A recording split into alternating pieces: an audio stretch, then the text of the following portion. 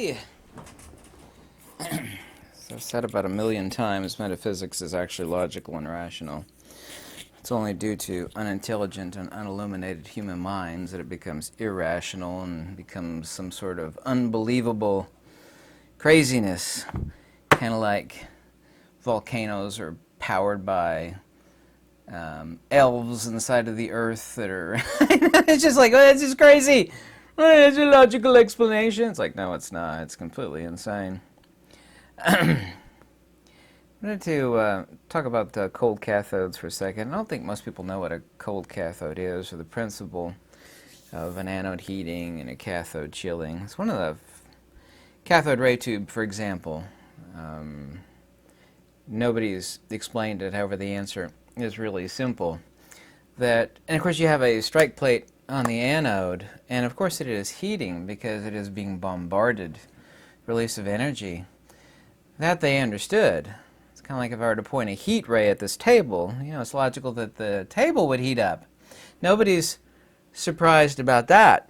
But what they were startled by, in the case of energy movement, is that the cathode would chill. So when the anode would heat up, the cathode would chill. Depends on the type of system, too, of course. In a few instances, this is reversed due to the movement of the energy, but in a simplex system, the cathode is chilling. And I'd actually like to get to the simplex answer. And I've been in a few haunted houses, and I've seen ghosts before. It is almost never the case, however, that a ghost is either a partial or full body apparition. These are just disembodied beings. The word ghost is extremely loaded, unfortunately. Comes with it all sorts of connotations. People think of ghosts in cartoons. When I believe in ghosts, I love it when people say that. It's like, well, who cares what you believe in? How about what is logical and sensible?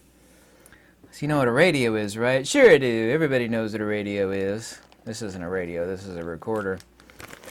And I said, what in the case of a radio? You have the antenna. If I smash the radio, destroyed the radio? Sure you have. Well, what about the signal? There's no signal in the radio. Well, the signal is still there. Well, the signal's there where? There's no XYZ Cartesian coordinate for the signal. Well, it's kind of like everywhere. So, you're telling me in your illogical, your A doesn't match your B, that ghosts don't exist, which is just a disembodied being. And you've also, too, told me when you smash the radio, the signal is still extant. In other words, it is still present in whatever ethereal form we want to, obviously. Typified as, of course, EMF being everywhere. Different levels of signal-to-noise ratio relative to the broadcast station. So your A doesn't match your B. When the body dies, it's no different than smashing the radio. No signal in the body, there's no signal in the radio, you haven't done anything to that. So you'll admit to a signal when you smash the radio, but you won't admit to that which someone is, and this is in the case of Tattvamasi, Araham Brahmasmi, i.e. the transcendent principle, which is ab extra to the psychophysical puppet. And this is where people have never thought. Most people spend 99% of their times worrying about or thinking about food, money, and intercourse. Let's be totally honest. And of course they're living on what we would actually call the oral anal axis. They're not thinking about anything that's transcendent or important, but getting back to the cold cathode here. And I've experienced this before too. You can actually feel it come up on you, or you could actually enter into it. It has been illogically said that these entities are drawing energy, to feed themselves out of either ambient temperature or, take someone else's energy. I love it when people use the word energy, since there's not a single person on this earth you can actually get a logical denotation for the term energy. It's rather simple, however, but that's not the matter for this video. And that is not the case. They're not actually drawing anything. It is a simple experiment anybody could do. It's a great one for a child to think about, too, in explaining a cold cathode. You take a rubber band.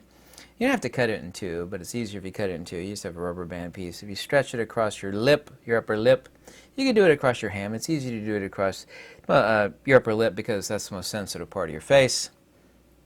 Don't pull it too far. As you actually stretch the band across, you're dissipating energy. Of course, not out of the rubber band. You are in a certain sense by taking those molecules apart of the rubber band, but you're burning calories to stretch it apart, so you're applying force to it, but you end up with this heat It's not very intense, but it is quite substantial on the rubber band, and if you actually contract it quickly or slowly, you will feel it cooling substantially.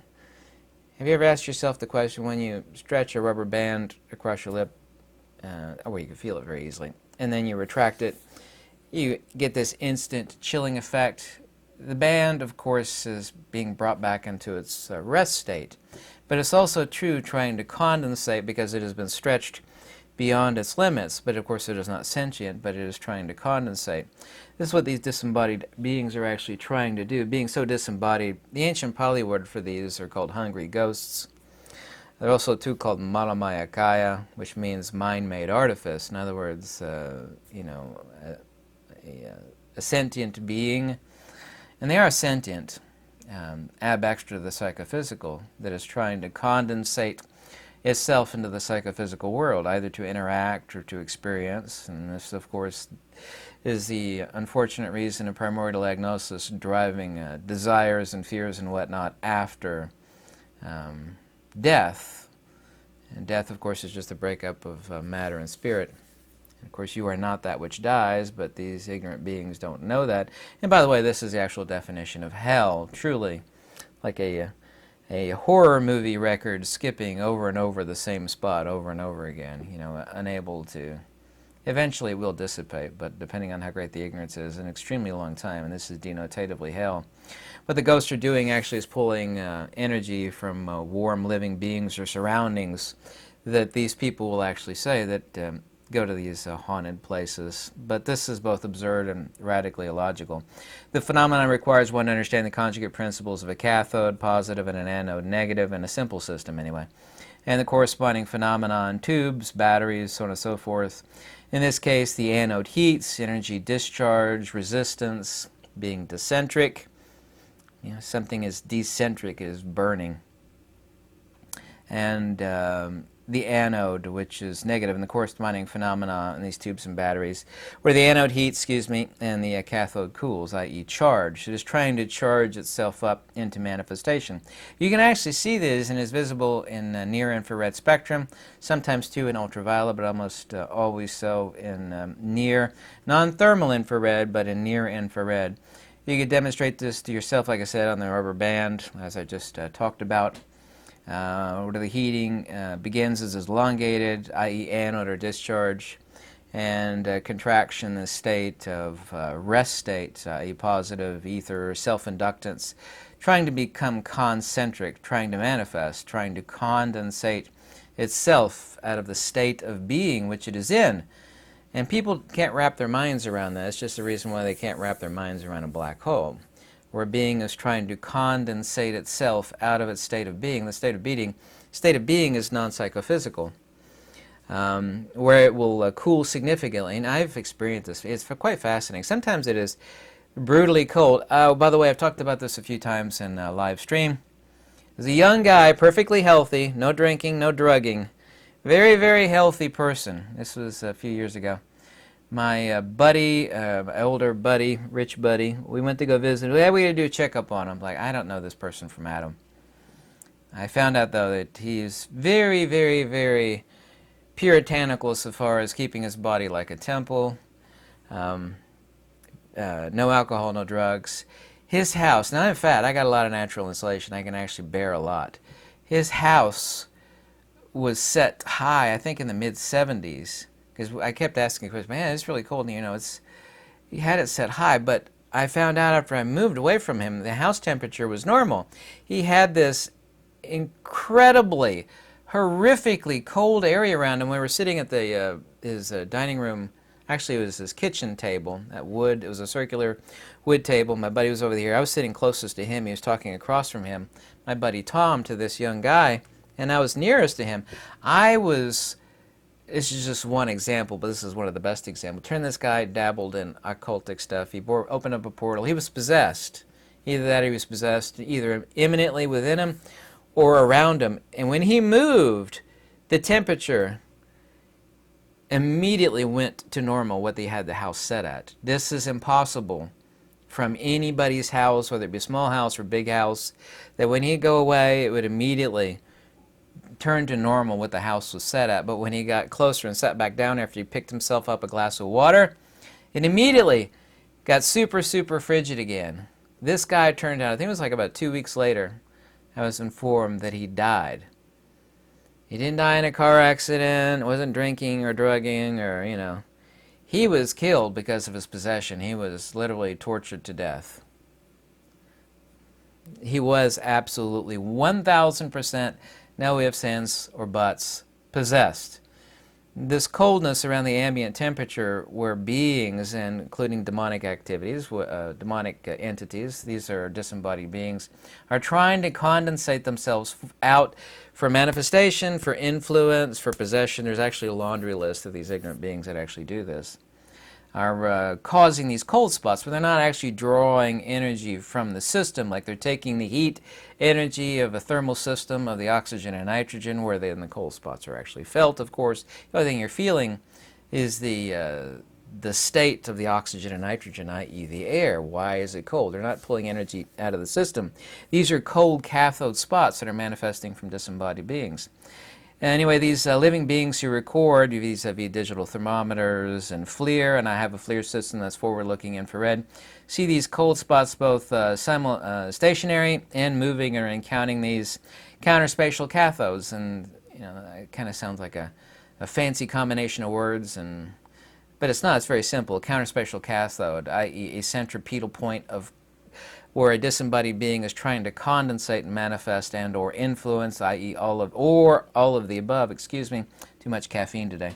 A disembodied being who extracts from the dielectric dimension to counter space is actually condensating or trying to condensate.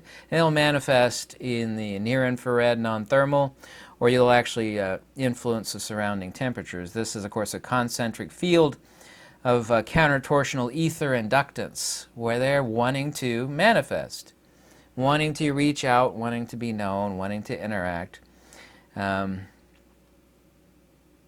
This, of course, is literally the spirit by itself acting of itself as a subjective ether anode. In this case, of course, it is a disembodied ether anode trying to manifest, to influence or communicate, or worse, in the case of this guy that was, I can't use the word murder, but I mean, he was killed. Very, very young, healthy guy. I remember he was like in his mid-20s. Very young, healthy, no drinking, no drugging. So, the concentric field of these disembodied beings, of course, are counter-torsional, as I said, i.e. ether inductance. These beings are not drawing or pulling energy from the environment or from warm living beings. This is radically absurd and utterly illogical. Posterior attribute of these disembodied beings is a logical and natural cathode cooling phenomena. I'm going to read a little thing here from Walter Russell very quickly. It's only centrifugal motion which causes vacuity around centers of gravity to produce cathodes of cold space. You could just say cold cathode. And this centripetal motion which compresses to produce dense, solid matter. In his case, he's talking about the sun here. But the principle of cold cathode and anode heating is very simple. And explaining disembodied beings and the actual cold cathode phenomena that manifests around them is both logical and direct chain of causation from primordial agnosis of the desires, fears, and wills of these disembodied beings to influence, to communicate, to touch. And there's a reason why they're called hungry ghosts. But this cold cathode phenomena is fascinating, but is also, too, extremely simplex. And people have been talking about this in countless videos and documentaries, and I've experienced it myself, including that one guy that was offed by a demon. If it was more than one demon, that, of course, I couldn't conjecture about. It could have easily been, but it was fascinating. There's no house on this earth. Yeah, you can explain that phenomenon in a way where someone gets up to get themselves a glass of water and they step out of the circle of influence from you by being so close to you at the circular dinner table inside the kitchen there, and immediately, you know, the air around you returns to normal, mid-70s.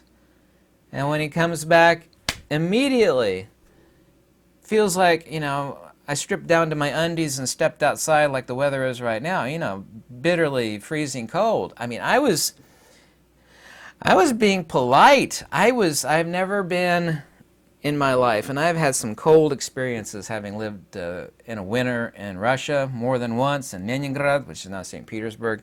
Never experienced anything that brutal. Because it is not merely the air around you which is cold, because you, in a natural environment, you step outside, it's brutally cold. You know, if the wind is not moving at all, which it rarely is the case, you have at least this superficial thin envelope of your own body heat keeping you partially above. Of course, your thermal radiation is leaving, and of course you're freezing to death, but you still have an envelope of warm air around you, and this is completely different. You talk about wind chill. There's no wind blowing inside this guy's kitchen around his wooden dinner table. I remember it was a circular wooden dinner table, about 6 feet in diameter. Everything about you is chilled right to the bone, even underneath your clothes. That was the fascinating thing, and I remember at the time thinking back on that. It wasn't just like your exposed skin that was wickedly cold. It was every part of your being. I was just freezing to death, and I got a lot of fat on me. You know, I used to be super skinny, but at that time I was fat. Just every bit of you, like you're sitting there, you know, in the buff, you know, outside. You're sitting on it like you're sitting, even worse than that, if you're sitting buff outside in the freezing cold, you still have an envelope of warm air around you, even though it would dissipate very quickly and you would freeze to death and, you know, you'd get frostbite and all that other stuff. It's just absolutely completely different experience, and I've experienced that like 4 times in life. Nowhere near that bad because I'm sitting next to him. He was possessed. You could tell he was possessed by the bags under his eyes. The guy got normal, presumably normal sleep. He's a young, very healthy person, and he was possessed because of what he dabbled with. He was using talismans and having fun, and it's stupid. It's like going down to death row with a key and, you know, going in there amongst, you know, the death row inmates and, you know, thinking you're going to have some fun. Let's play chess with, you know, guy on death row there that, you know, offed 12 people, for example. It's like, no, wickedly dangerous. There are people that fool around with this stuff thinking it's going to be fun, and, you know, they have a little bit of fun. It's like, wow, it was fascinating, like a roller coaster ride. But in this case, the roller coaster ride never ends. What in the case of this roller coaster where you use talismans, Ouija boards, and other things. And the roller coaster follows you home. It is glued to you. You know, that terror, that fear. It's like, well, the roller coaster ride's over. It's over with. In these cases where people mess with things that they shouldn't mess with, and I warn people about this, it will follow you. The roller coaster will get off the tracks. It will be invisible. And it will latch itself onto you, and it will do you all manner of harm. It sounds like something out of those, what are those recent videos based on Diane Warring and her husband? You know, there's been like 4 of them now. It sounds like something like out of that. Of course, some of those are partially based on true stories, but I mean, it's real. That part actually is real. That's not like a horror flick. By the way, I don't watch horror flicks at all. Just as a movie recommendation, just as a last note of this video, I saw the movie Megan, which is an artificial intelligence girl robot that was built for this orphaned young girl, and it's actually a fascinating movie. I never purposely watch fright videos, or not that they scare me or anything. They're just boring. I really don't watch movies at all. It's receiving a lot of acclaim as a fascinating movie. Saying. People say, you should give movie recommendations. I don't think anybody wants to hear that from me, but I thought it was a really cool movie. And well done. I mean, it wasn't super high production value, but it was more than good enough. It was actually pretty damn good. I found the movie to be quite enjoyable, and it actually introduced some philosophical points of consideration. Not about what I made in this video, but anyway, there we have it. If you ever want to contact me, my contact info is in the description below.